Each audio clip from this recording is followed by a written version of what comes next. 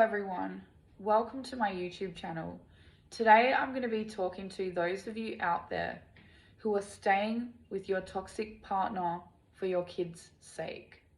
I'm going to go into a bit of my background and give you a bit of my story to share with you the viewpoint of someone who actually grew up with parents who stayed together for our sake, but really they should not have. I'm going to tell you the result of that.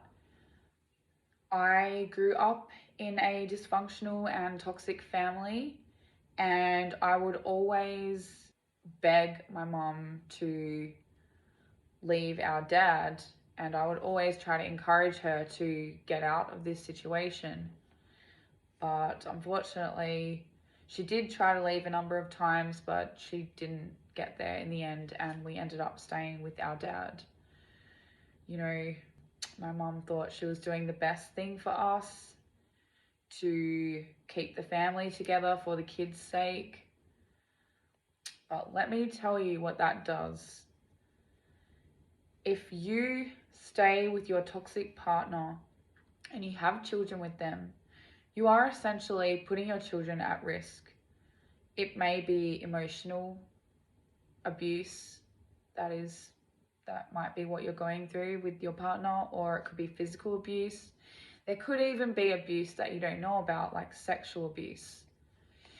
Now, if you stay with your partner for the kids' sake, you do have to live with the consequences of your children growing up with massive psychological scars, massive trust issues, and problems throughout their life, particularly with getting jobs, making progress in their life, making friends, even having the attention to study in school, to study for tests.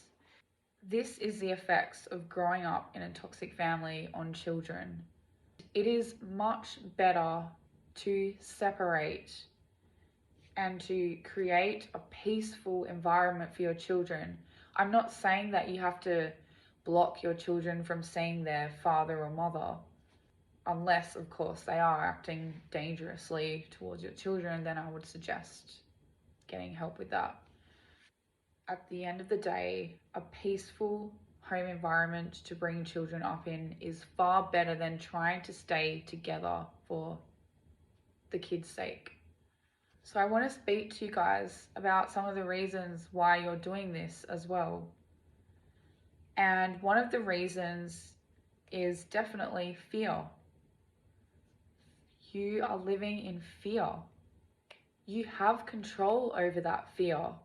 You don't have to follow that voice of fear causing you to stay in this toxic, dysfunctional relationship.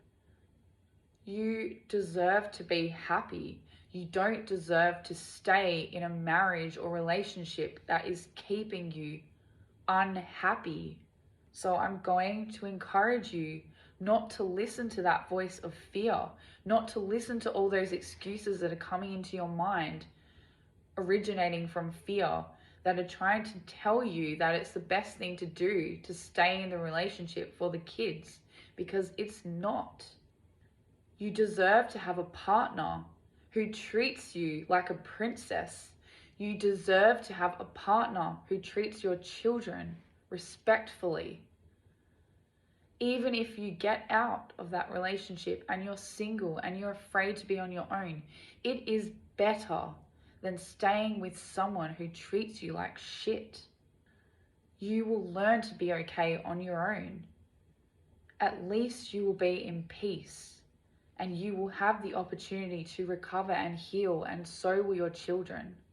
Another reason you might be fearing to take this step to separate from your partner is a lack of support, which I get it. It's also a big one, a big reason. But all of this can be figured out once you take that step to separate from your partner. There are support groups out there for you. There are online support groups if you feel too scared or shy to go and put yourself out there into an actual support group. Counselors, There's a lot of help out there for you. You don't have to live unhappily. You have the power to change that.